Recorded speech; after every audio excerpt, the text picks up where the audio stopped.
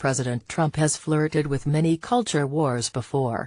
This weekend, he may have set off a full-fledged one with lasting implications. On Friday night, Trump said NFL players who kneel during the national anthem should be fired. Then Saturday, he disinvited the Golden State Warriors, the NBA champions, from a White House visit because superstar Stephen Curry suggested that the team should skip it in protest of Trump. All of this comes shortly after the White House suggested that ESPN host Jemele Hill should be fired for calling Trump a white supremacist. All three events pit Trump against black sports figures whose political statements he believes are out of bounds or unpatriotic. And the entire situation seems to be reaching a tipping point. The NFL and players from both the NFL and the NBA have fought back with statements offering varying degrees of criticism of the president, and Trump fired back against NFL Commissioner Roger Goodell on Saturday night. By Sunday morning, he was back at it, suggesting a boycott of the NFL. The question from here is what happens on the field Sunday afternoon and in the stands going forward.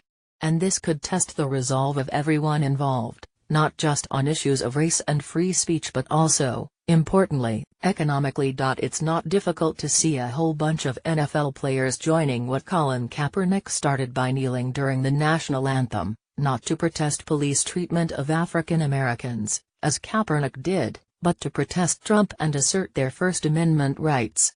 Already on Saturday night, Oakland Athletics player Bruce Maxwell became the first player in Major League Baseball to kneel during the anthem.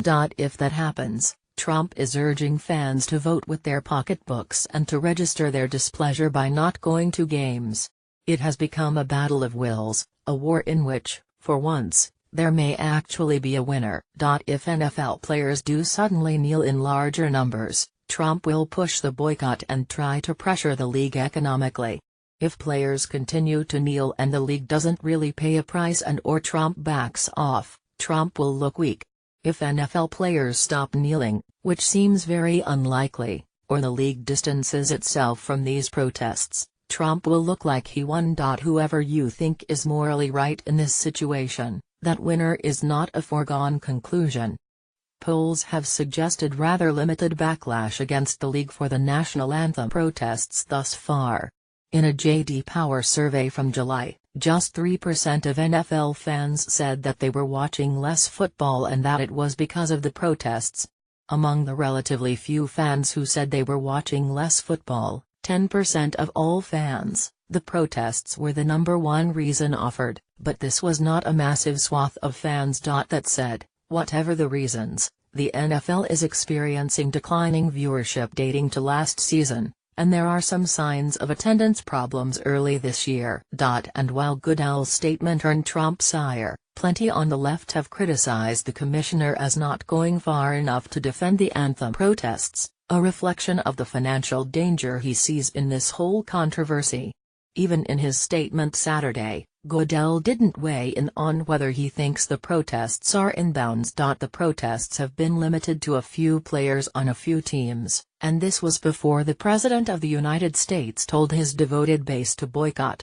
Things are escalating, and both sides seem to be on board with that escalation. And if enough fans decide that their loyalty to their political team is more important than their loyalty to their NFL team, this could be much bigger than just a war of words over a September weekend.